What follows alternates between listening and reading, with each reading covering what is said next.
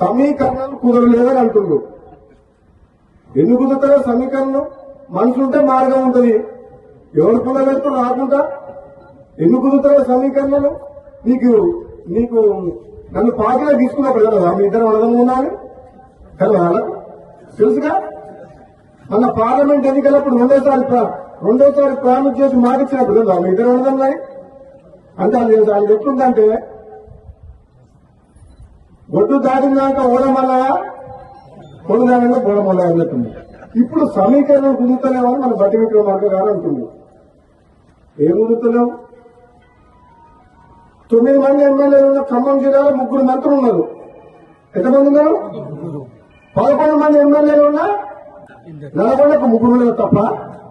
తప్ప